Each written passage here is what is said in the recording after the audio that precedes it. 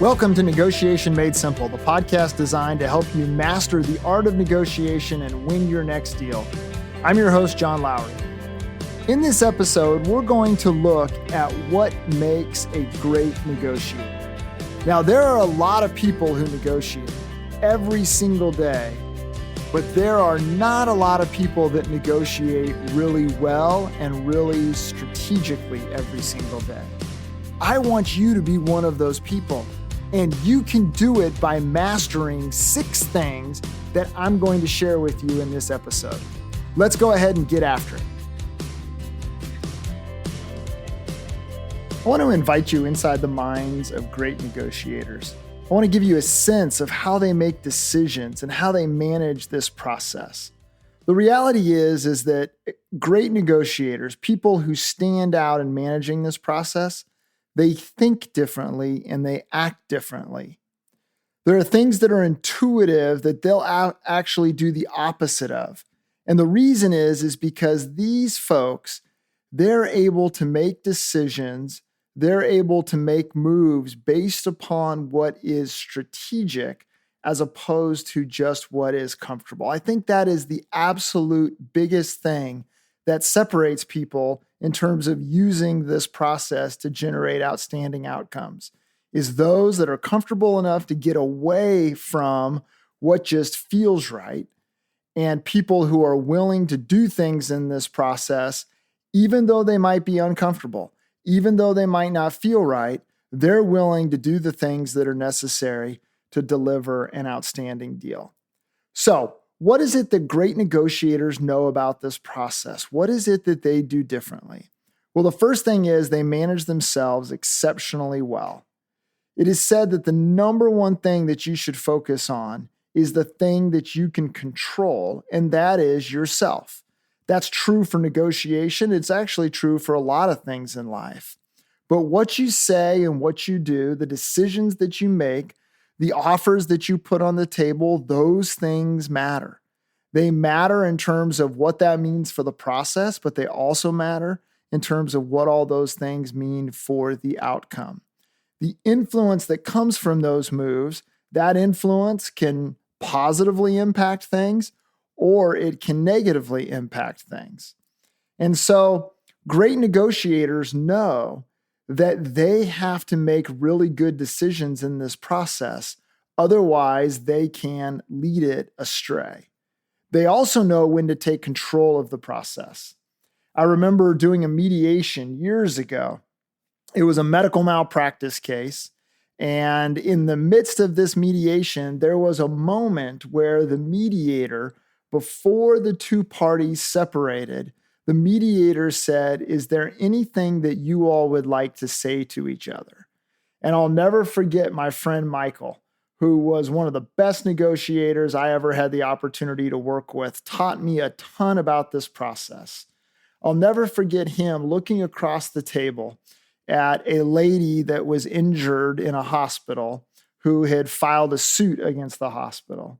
I'll never forget him looking across the table and basically taking control of the process with her.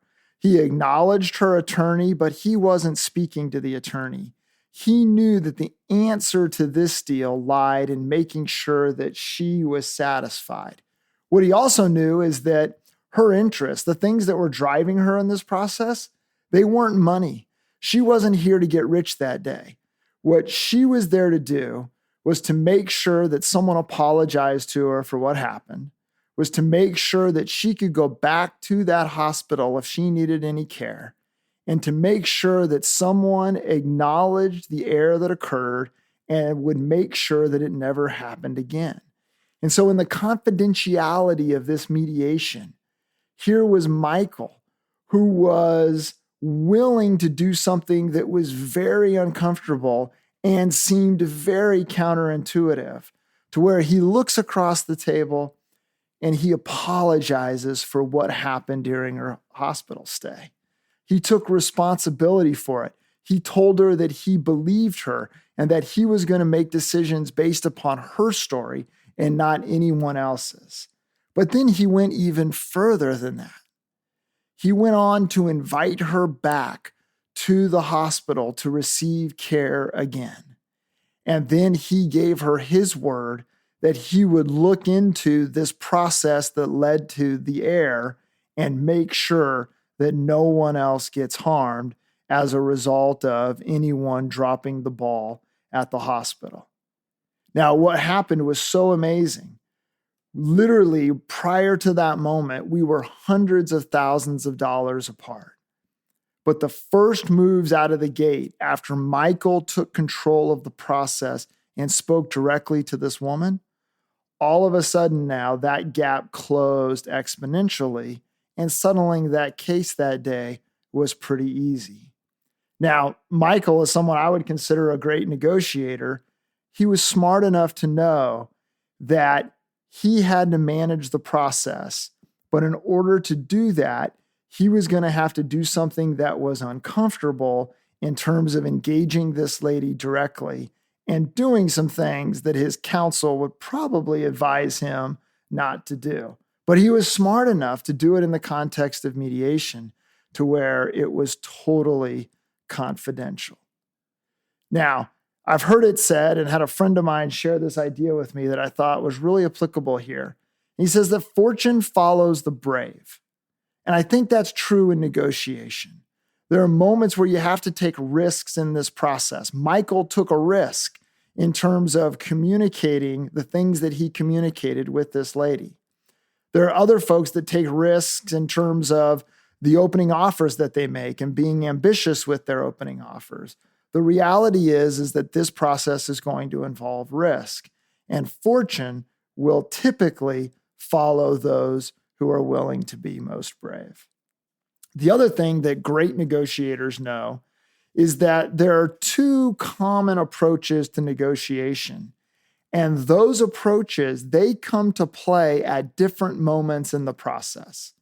Unsophisticated negotiators, they sometimes assume that a negotiation will be entirely competitive or will be entirely cooperative. What the great negotiators know is that there are moments in negotiation where it's really competitive and they have to be competitive. But they also know that there are other moments where it's a cooperative moment. And what's called for strategically is cooperation, not competition. And so really sophisticated negotiators, those that are great at managing this process, they know when to be competitive, but they also know when to be cooperative. And despite however they're naturally wired, they are able to be effective at whatever strategy is required. Third thing that great negotiators know is that the most important move in this process is the very first move. It's a move that they take very seriously. Great negotiators don't walk into a room or don't send an email with the assumption that we'll just see what happens. What they do is they want to influence what will happen. And as a result of that, they know that their move, their opening move, requires a lot of thought, a lot of strategy, a lot of preparation, and a lot of care in terms of how it's delivered. And that move is probably the most influential move in the entire process. And as a result of that, great negotiators, they don't miss it. They take advantage of the opportunity that exists with that opening move. To give you a sense of the power of opening move, just look around and you'll see everyone trying to claim the first offer. When you go into a store, there's a price tag on everything. When you go to a car dealership, there is a sticker price. When you go and look at a home, there is an asking price. Those are the moments where really savvy negotiators know that putting the first number on the table is important. That's why sellers tend to do it. But what's interesting about this process is there's no rules in terms of who puts the first number on the table. In other negotiations that are less kind of consumer oriented, oftentimes that's really a strategic decision about you want to make an offer. Perhaps it's an offer that's not even solicited. Or do you want to be the one that sits back and waits for the other side to put the first number on the table? That's a really important strategic decision that great negotiators know to make well. Now, one of the things that great negotiators also understand is that people tend to see negotiation as competitive. But the fourth thing I want to bring to your attention today about great negotiators is that they understand the power of cooperation. The power of competition, using power, using leverage, being able to say no, all of those things can drive great results. But many people, that's the only approach that they use. It's the only approach that they know. And as a result of that, there are a lot of deals that don't get done that otherwise should. Because when we are hyper competitive, oftentimes the other side doesn't have any hope that there's a good deal for them. And so they walk away from the table or they don't pursue the conversation. And as a result of that, a lot of deals don't get done because people are looking to make every penny in the deal. Great negotiators, though, they have other tools in their armory. In addition to just being able to be competitive, they also know that there's great power in being cooperative. Now, the cooperative approach, it's really more of a problem-solving approach. Instead of trying to just capture value, what it looks at is how is it that we can get creative? How is it that we can work with the other side to create value?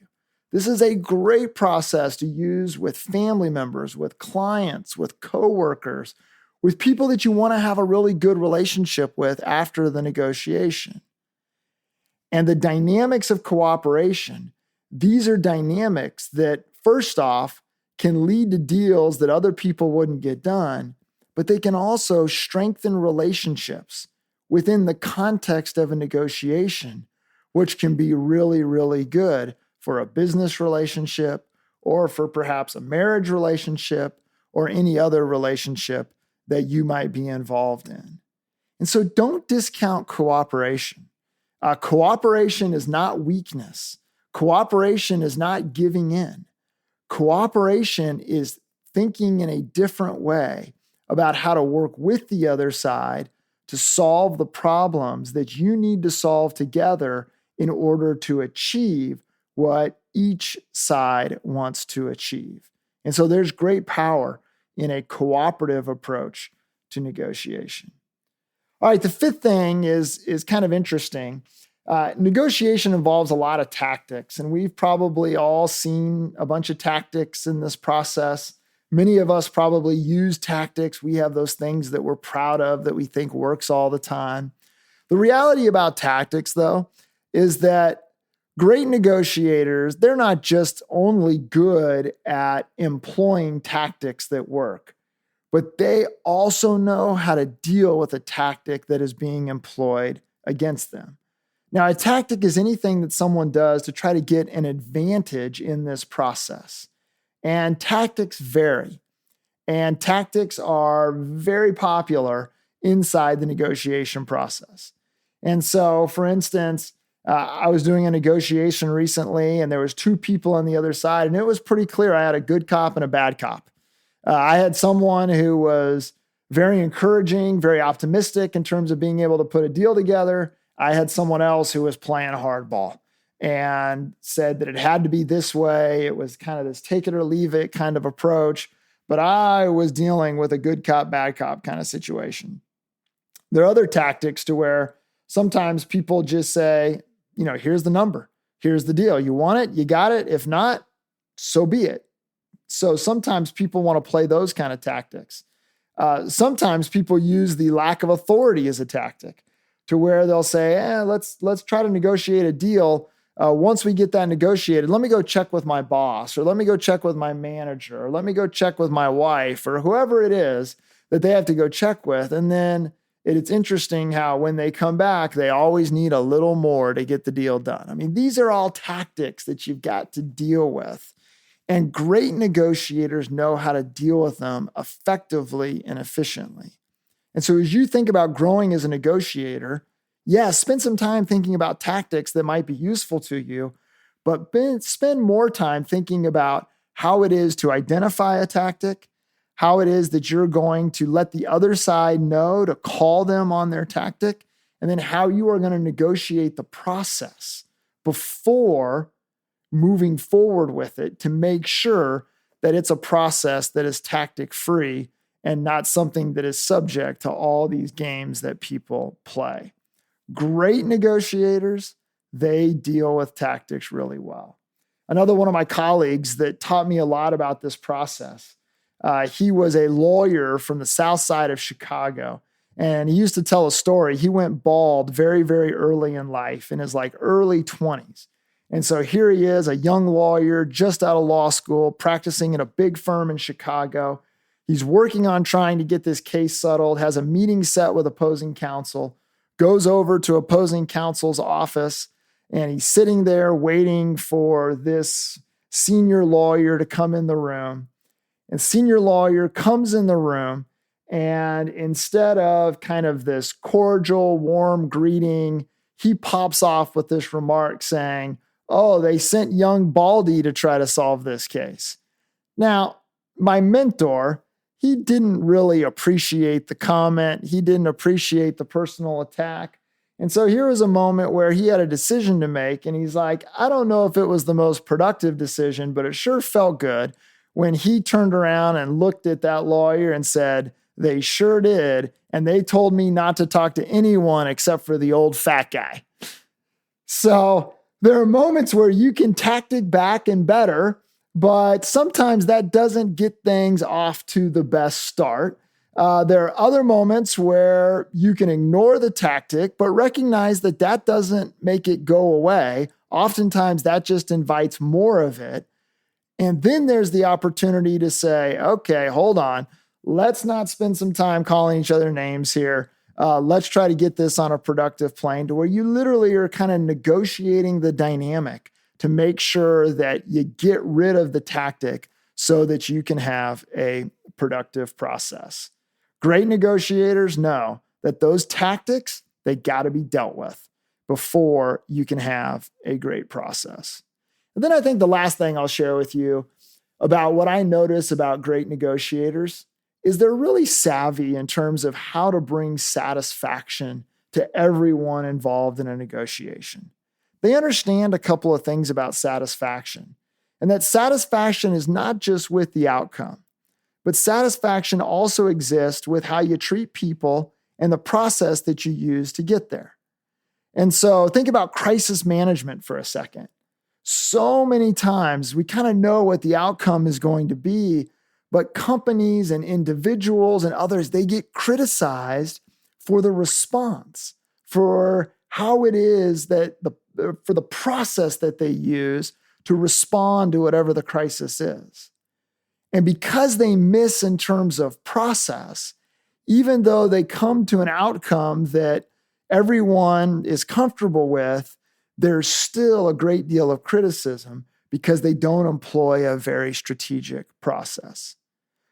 Other times, it may be an obvious outcome, but if people don't get treated very well in that process, it doesn't matter what the outcome is, they will not be satisfied.